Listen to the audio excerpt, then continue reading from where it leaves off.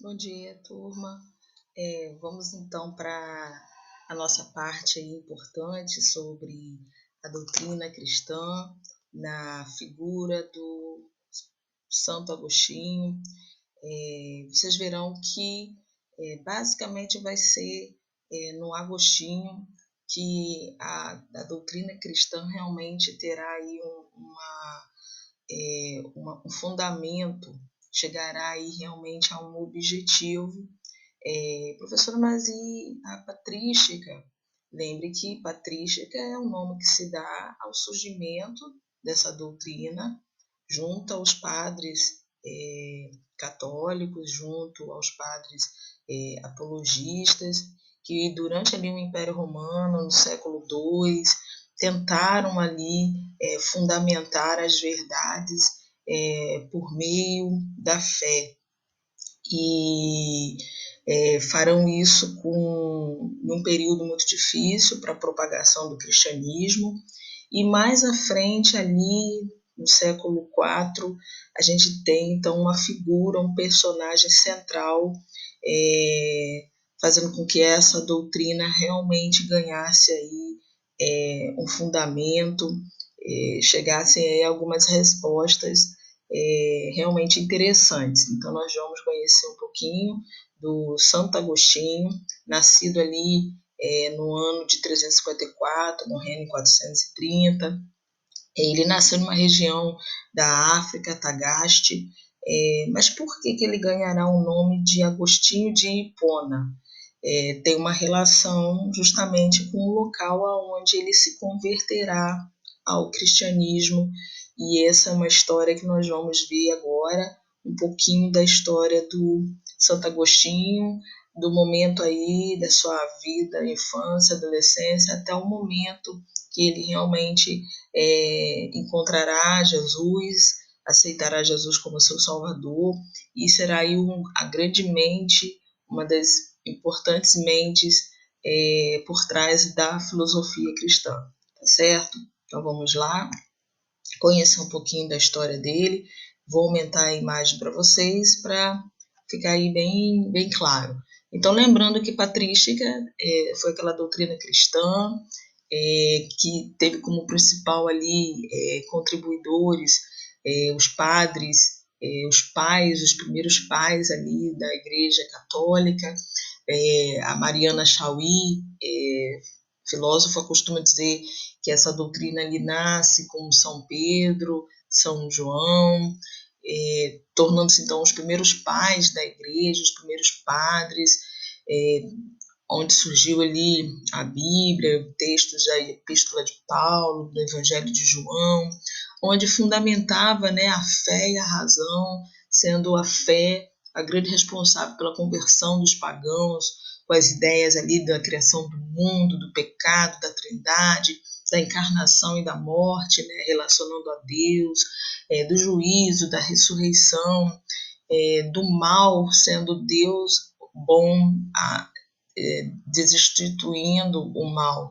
Então, a patrística foi uma doutrina muito importante para esse momento ali do mundo, final do mundo antigo para o início do mundo ali, da idade medieval.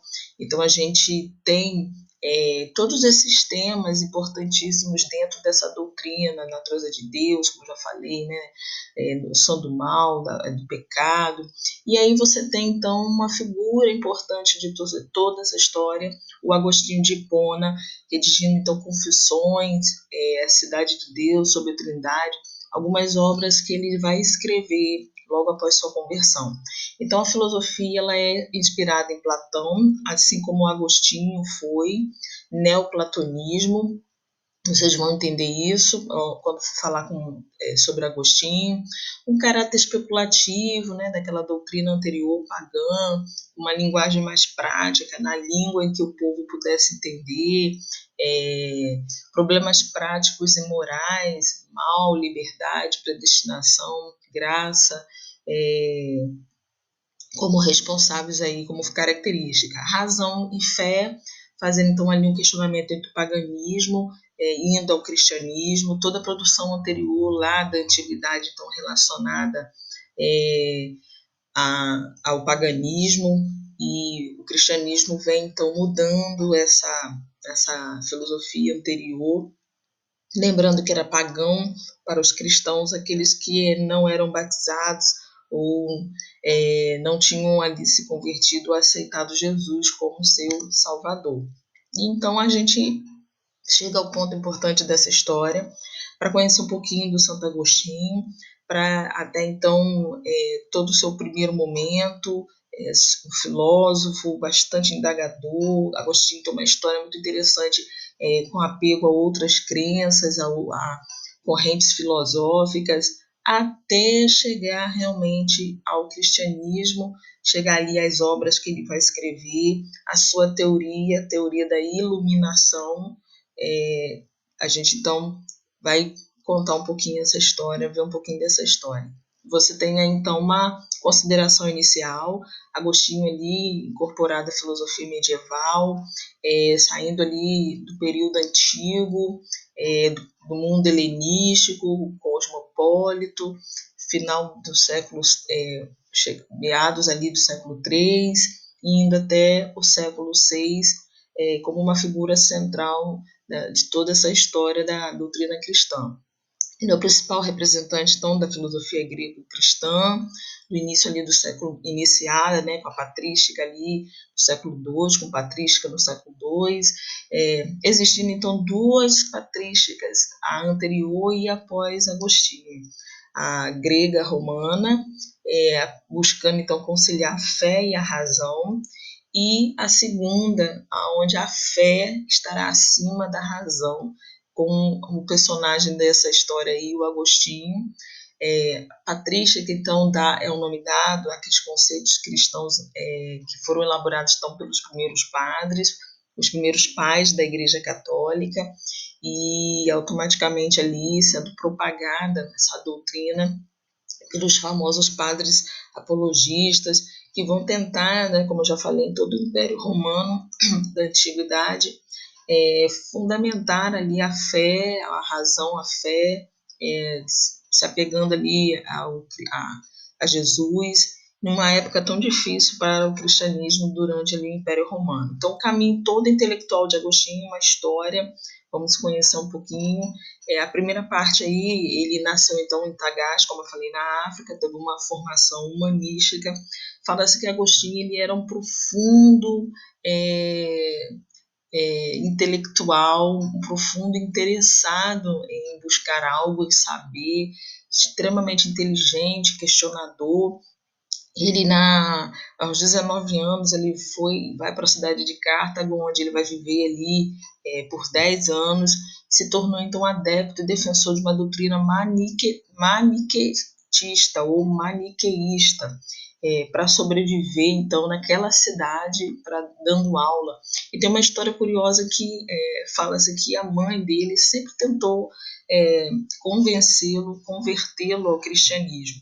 Mas como Agostinho ele era extremamente questionador, indagador, fala-se que ele até tentou em contato com o padre Cícero, em contato com as obras do padre Cícero, quer dizer, em contato com a Bíblia, chegou até a pegar a Bíblia para ler, mas ele se deparou com algumas coisas e começou a se questionar e falou, não, eu não concordo com algumas coisas. Então ele terá um embate inicial com a Bíblia e com algumas obras ali do padre Cícero. Vocês verão que vai levar um pouquinho de tempo até que ele realmente tenha contato ali com a Bíblia, com a fé cristã.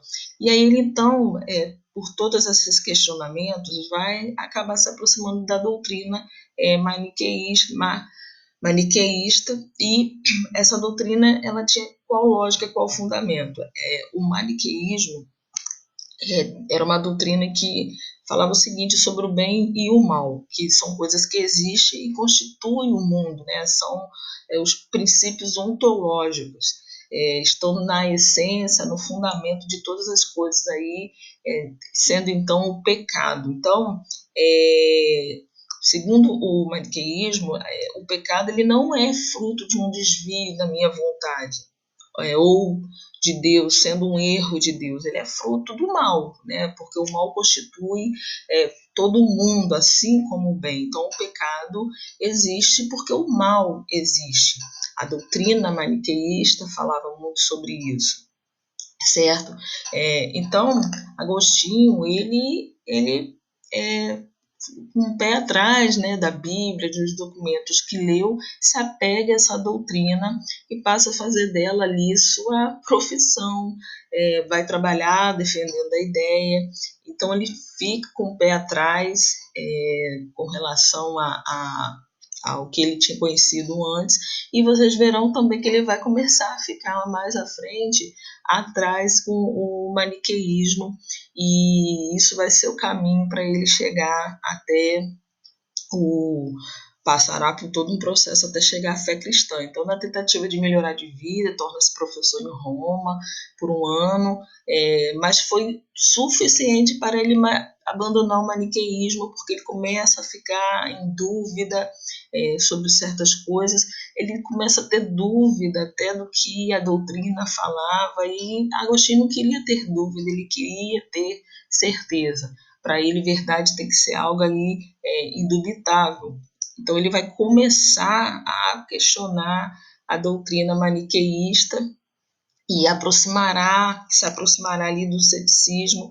Lembra que o ceticismo está ligado lá àquelas escolas helenísticas, quando baseia-se na ideia de que não, as verdades elas precisam sim ser questionadas. Você não deve aceitar uma única coisa como verdade absoluta. Então ele vai ter dúvida do maniqueísmo, vai se afastar, porque ele achava que era insuficiente as respostas dadas pelo maniqueísmo às suas indagações.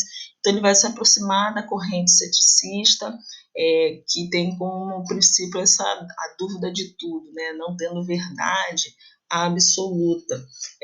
Então, no maniqueísmo, né, a razão explicava tudo, né, sem precisar usar a fé para entender o bem e o mal.